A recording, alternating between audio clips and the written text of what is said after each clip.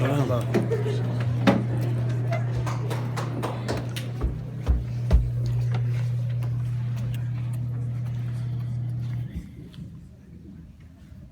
everybody?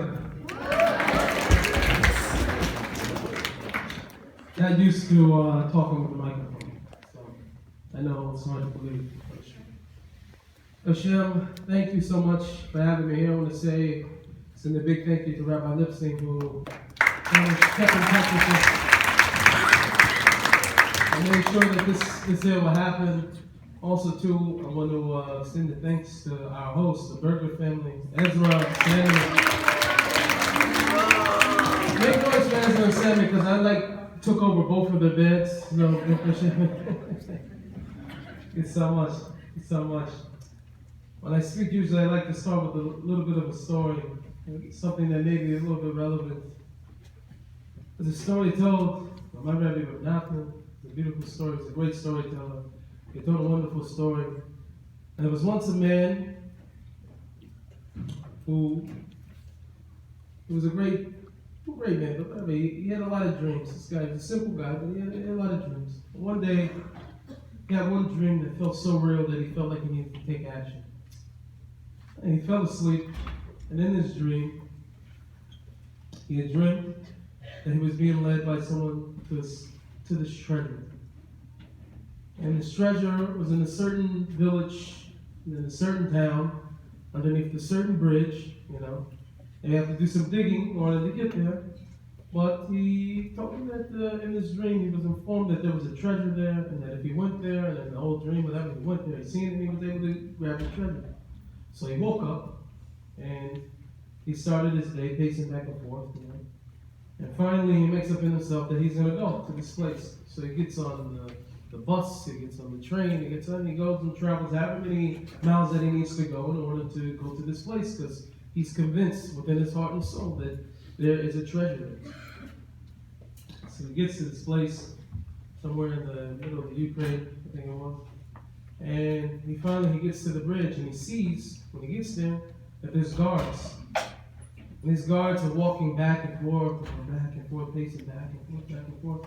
And he knows that no way in the world is he going to be able to get over there. So one guard leaves, and the other guy's still there. And he knows that there's no way that, especially even if there's a treasure there, that these Ukrainian soldiers are not going to allow him to get to the treasure. So he sits there for a while, and he thinks. He says, "You know what? I got an idea.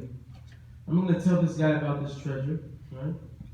And I'm going to tell about it. I'm going to split some of the money with him, as long as he allows me to dig and be able to tell him that there's a treasure there." So he goes over to the guy. He tells him what happened. He fell asleep, and in his dream, he had a dream that over here in this certain town, in this city, and whatever, underneath this bridge, there's a treasure. So the guy looks at him. He's the guy, and he says, "Dude, are you silly? Are you crazy?"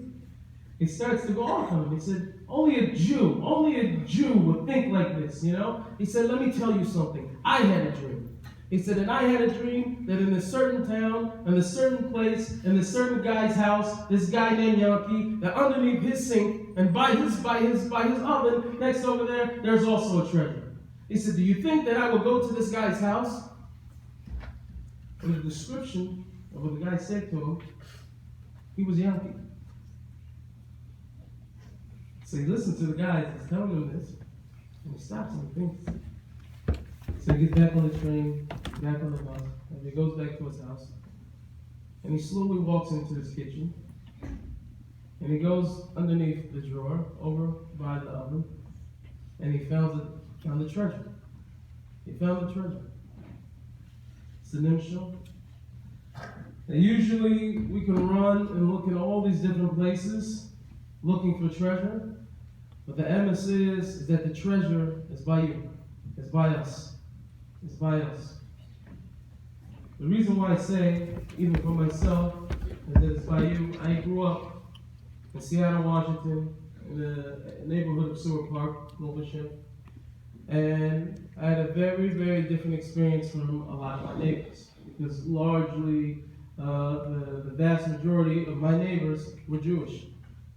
and no connection to Judaism at all. I grew up, every day I would come home, I would see kilos of dope, cocaine on my table. I started smoking pot by the time I was 9 years old. By the time I was 12, I was already dealing with pot. I had my first gun somewhere around the time of 6th grade in middle school. And I lived life very, very, very different than a Jewish experience, huh? Right?